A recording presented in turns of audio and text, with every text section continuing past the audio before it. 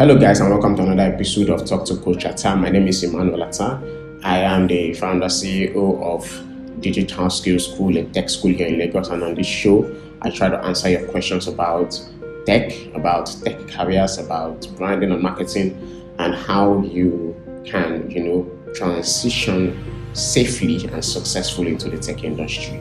And today's question is how easy is it for me to get hired in the tech industry? How easy is it for me to get hired in the tech industry? Well, getting hired is a function of a couple of things. But there is no clear-cut way.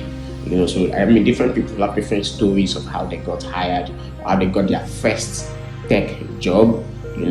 But I think that there's some things that you might need to do. And number one is going to a reputable tech school. Is very important. So let's say you have a job in another career, in another field that is not tech, maybe in accounting, in construction, or maybe you run your own business, but now you want to kind of like transition and get a job, tech job, because you heard that tech is paying. So getting hired fast is maybe number one, you have to go to a reputable tech school.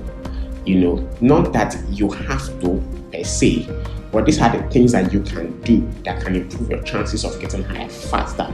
So if you went to a reputable tech school that is known, it's good. It looks good on your resume, and besides, you actually get taught really well. So people trust that. Oh, if you're applying to become a UI UX designer, if you're applying to become a full stack developer, for instance, coming from that particular school, then it means that you really are what you say you are. Of course, Digital Skills School is one of the most reputable tech schools you can find in the country. Okay, the next thing is building your resume, because I've said this also in my previous videos, that you have to get work done. You have to start building your portfolio, right? And that could mean doing a free internship, volunteering to work for some startup or some foundation, maybe even your church or something. Work for free for some months, get some jobs done. It is very, very key. I give a typical example. So I know a content writer that is how will I put it? He has some few years experience. So he has been working freelance, and then a company called me and said, "Oh, we need a writer for our company." Now they are in construction, and I quickly called my friend and said, "Oh, can you handle this?" He said, "Yes, he can handle it, but he does not have a portfolio. He does not have any article he has written, any copy he has written. He hasn't worked for a construction company before, so he doesn't have a portfolio in that direction." And that was a problem for the company, because they wanted to hire someone that has hands-on experience in construction immediately. And of course, the pay was very good. So that goes to show that working for free at some point, being able to, would give you that strength, to be able to take on jobs as they come, right? So working for free, doing internship, will give you the opportunity to build your portfolio, to be able to build your resume, so that when you're applying for jobs, it will be faster, because they've seen that, okay, you have done some work before and you can prove that you've done it. Nobody wants to hire someone that doesn't have a track record. And number three, and perhaps this is the most important thing, which even if you don't do the other two, this one can really, really help you with getting a tech job faster, is belonging to tech communities. It's very important that you belong to a tech community. And there are so many tech communities, both online and even physically.